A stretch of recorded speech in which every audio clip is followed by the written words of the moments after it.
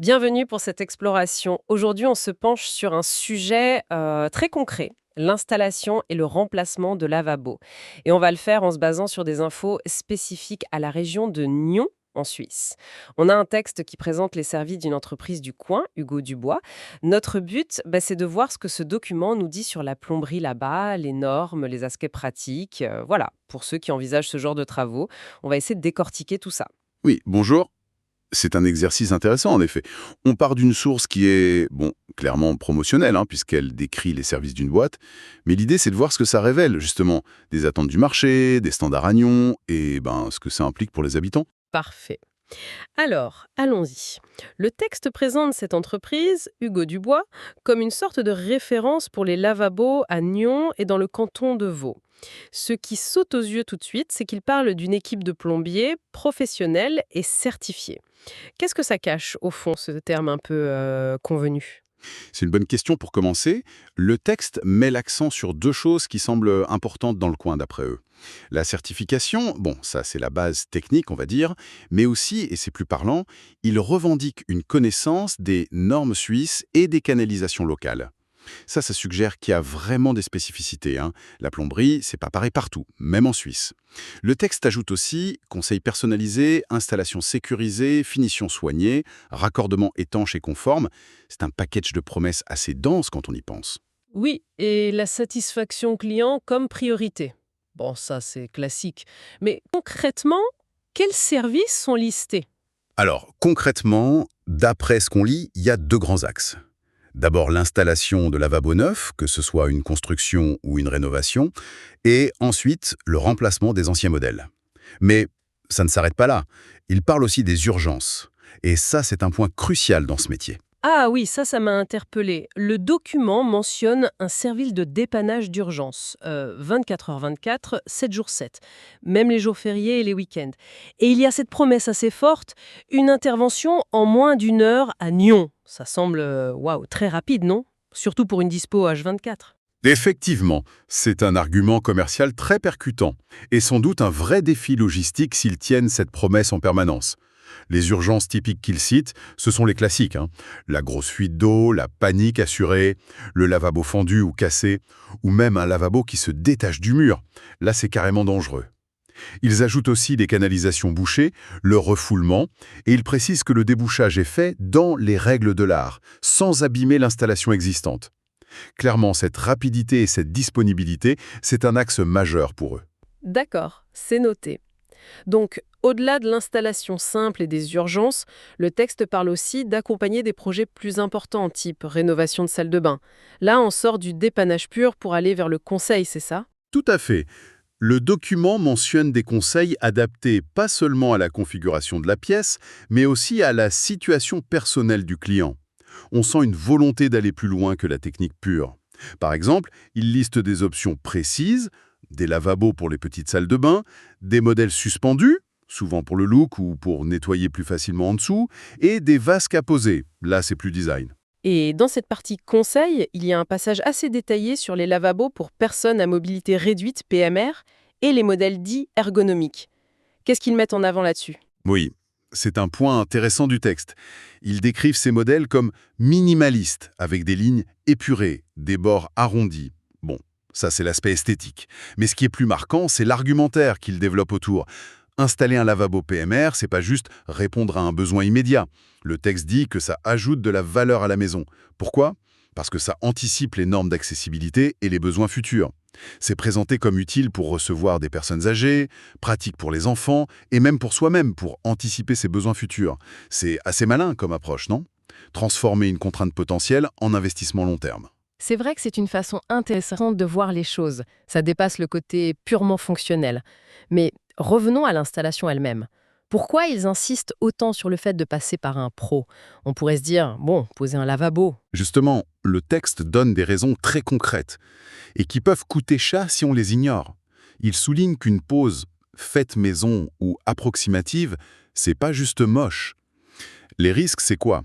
Les fuites d'eau, bien sûr. Ça peut créer des infiltrations dans les murs, les planchers, des dégâts parfois invisibles au début mais importants.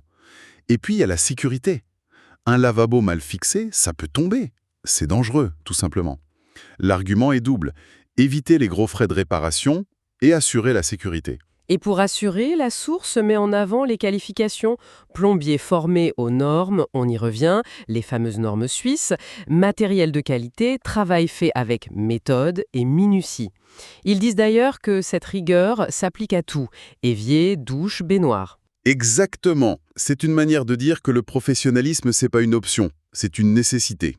Pour la qualité, la sécurité, et ça a des conséquences directes, y compris financières et pour les assurances. Ce qui nous amène justement à la partie plus pratique, la FAQ du document. Parlons-en de ces aspects pratiques. La FAQ aborde le temps nécessaire. Il donne une estimation pour une installation de lavabo à Nyon. Oui, ils donnent une fourchette, indicative, entre 2 et 4 heures. Mais ils ajoutent tout de suite que ça peut varier pas mal. Ça dépend de la complexité de l'installation, du modèle choisi, et surtout, point important souvent oublié, l'état des murs et de la tuyauterie déjà en place. Une vieille plomberie ou un mur abîmé, ça peut sérieusement rallonger le temps. Logique. Et comment être sûr des qualifications du plombier? Le texte répond à cette inquiétude, semble-t-il. Oui, pour leur entreprise, Hugo Dubois, ils mettent en avant plusieurs points. Les plombiers seraient salariés, ce qui peut rassurer sur le suivi et la responsabilité. Ils seraient aussi assurés, crucial en cas de pépin pendant les travaux, formés, certifiés et bien sûr respectant les normes suisses. Et en plus, ils mentionnent une garantie sur les travaux. Ça offre une sécurité après l'intervention.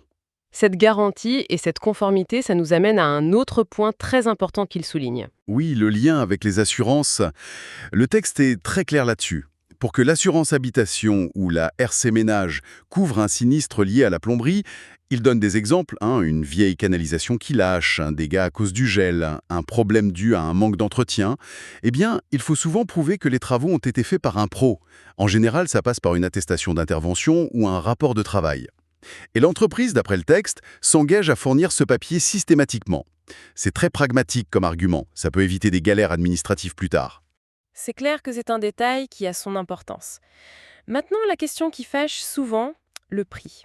Qu'est-ce que la source en dit? On a une idée des tarifs? Ah là, sans surprise, le texte reste très vague.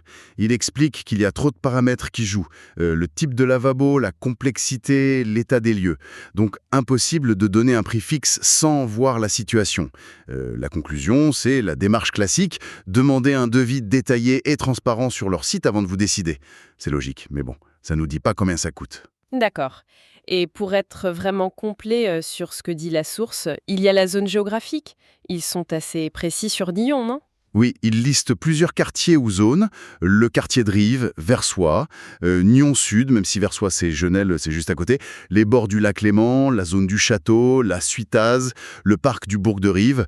Ça donne une image de leur ancrage local. Mais ils ne se limitent pas à Nyon même, si j'ai bien suivi. Non, effectivement. Le texte dit qu'ils interviennent dans tout le canton de Vaud. Il précise même jusqu'au parc naturel du Jura vaudois. Donc ça dessine une couverture géographique assez étendue, bien au-delà de Nyon. Bien. Alors, si on essaye de résumer un peu ce qu'on a tiré de cette exploration, de ce texte sur la plomberie à Nyon, plusieurs points ressortent. L'importance des pros certifiés qui connaissent les normes suisses et les spécificités locales, ça semble vraiment central. L'offre est large, installation, remplacement, conseil en rénovation, jusqu'à l'accessibilité PMR, et bien sûr les urgences avec cette promesse de réactivité 24/7, même si elle paraît très ambitieuse. Oui, et il faut vraiment garder en tête ce lien très concret qu'ils font entre une installation pro, conforme, et la couverture par les assurances si un problème survient plus tard. Cet engagement qu'il mentionne de fournir systématiquement l'attestation, c'est pas anodin. C'est pas juste le travail est bien fait. C'est aussi vous serez couvert administrativement et financièrement. C'est un point fort. Exactement. Cet aspect assurance, c'est peut-être un des trucs les plus concrets à retenir. Alors, pour finir, est-ce qu'il y a une réflexion un peu plus large qu'on peut tirer de tout ça, au-delà de la description des services? Si on prend un peu de hauteur, cette source, même si son but est commercial, elle soulève une question intéressante, avec l'exemple des lavabos PMR. Quand il parle de valeur ajoutée et d'anticiper les besoins futurs, ça nous invite à réfléchir, est-ce que nos choix d'aménagement, même pour un truc aussi banal qu'un lavabo, intègrent assez une vision à long terme? Pas seulement pour nous-mêmes, mais pour une société où les besoins sont divers, l'âge, la mobilité. Comment on conçoit nos maisons pour qu'elles soient pas juste fonctionnelles aujourd'hui, mais aussi résilientes, adaptables demain? C'est une piste de réflexion qui va bien au-delà de la plomberie à Nyon, mais qui est là, en filigrane, dans la façon dont ces services sont présentés. Une petite graine à méditer peut-être?